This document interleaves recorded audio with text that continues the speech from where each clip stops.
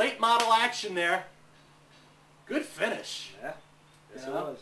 Beginning of that race, I had some good racing too. Watching Kevin Metzger working with Crystal Spiza, giving him respect. Right. There at the end, out of nowhere, Crystal Spiza's starting to get a flat tire. Yeah. Buzzy Peter Eriksson.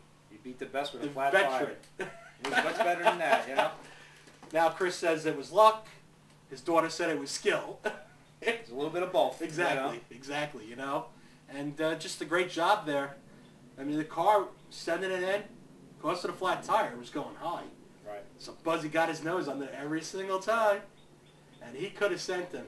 Yeah, he's a gentleman, though. He's been like that for 30-some-odd years or however long he's racing, you know, so. And that last turn, man, it was just like, woo! Yeah. You know, my first week, Emily Spiza's going to start working for Pit Stop Pitbull as a junior reporter, interviewing the winners. Show's blowing up here. I'm like, uh-oh. Yeah. I'm like, what's happening?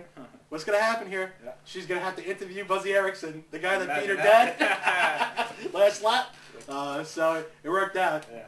But just a great job. Like you said, Buzzy's always, for the most part, he's clean almost all the time. Yeah, you never hear of anyone having a problem with Buzzy. Yeah. You know, it's for however, you know, probably before me and you were even born, he's been racing like that, so. Well, he knows how to handle it old school. Right. Well, you have to. You know, gotta save your equipment. You know, maybe a couple of weeks later, or you just don't see it and they're out by the woodshed. Now you go to the bar and you have a couple of drinks, I guess, you know, and talk it out. Yep. But like I've always said, you know, watching Buzzy and Poconos as a kid, that was me. Yeah. So, just a great job, and it was a great finish to a race that was, you know, it was a good race. We had 12 cars out there. We had a couple of new guys. Right. Got to give a shout out, Rob Trebizio, get better. Yeah, I think that was kind of scary, you know. Diamond accident. Yeah, broke his neck. And a 4-foot pool or something. Rob, what were you doing? You know. But I'm glad I heard he's walking, and I hope he gets better and we see him at the track. Yeah. Unfortunately, you know, that's what happens. I don't know if he was going to be up here for this race. I know he comes for the big races. Yeah. So, the car looked good, and then that last race, brand new sheet metal on there. You know, fiberglass. Yeah. Not no more. Not anymore. But we had Jeremy McDermott pull the 4-car out. Right. Sitting in the barn, and last time I saw it, it was not race ready. But they got the wheels on that thing, brought it out to the track. Jeremy looked pretty decent out there first time in the late model, so you know Jeremy could definitely go. And he has a lot of respect for a lot of drivers. Right. Yeah, no, he's smooth. You know, he does a real good job in the charge of cars, and it'll carry over to the late models now. And he doesn't lay the bumper on too many people. I know Dennis Krebsky, I didn't catch it.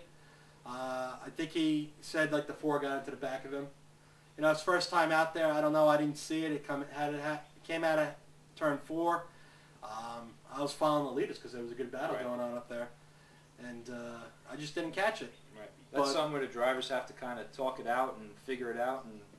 But if you know the type of driver that Jerry McDermott is... Accidents happen. Yeah. You know, I mean... Yeah. And very, very rarely does he lay the bumper on anybody. And when he does, it's just to let you know that he's there. Yeah. And he's just, you know, more horsepower, you know. A lot more. But, you know, I mean, Jeremy's no stranger to fast cars either. No. You know, he's tinkered around in some stuff. Yeah, he's gotten around pretty good, you know, all different things. So, also, we had Frank Dumicic Jr. looking like he's getting the late model. Uh-oh. Yeah. More cars. He's getting married. He's building a house. What's he doing buying other cars? I hope he's got a big enough garage. I mean, they just liquidated a bunch of their cars, but they might start bringing them all back in now. They got enough room back there. Yeah, right. And also, Artie Peterson III. Right.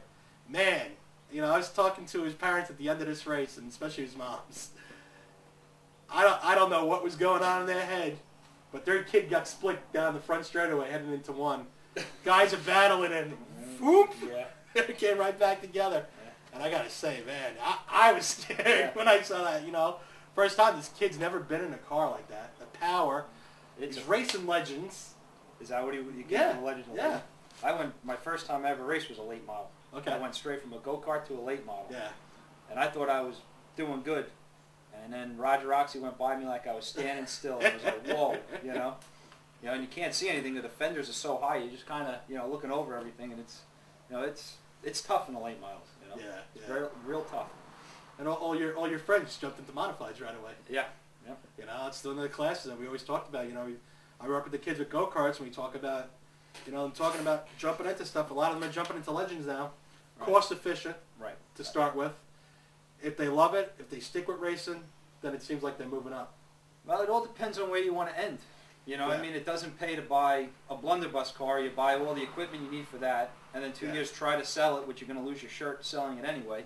Well, Jack Hanley, man. Look what he's doing Yeah. in the blunderbuss, Yeah. you know? But I'm just saying, is if you aspire to be in a higher division, Yeah. jump right in the deep end. I hear he's stepping up the ladder pretty soon. He should. So- He's good. He's Yeah. good. People offering him rides, I'm hearing, and stuff, Really? so Good for him. who knows? Yeah. So, See what happens. all right, that's late model action coming up next. Modified.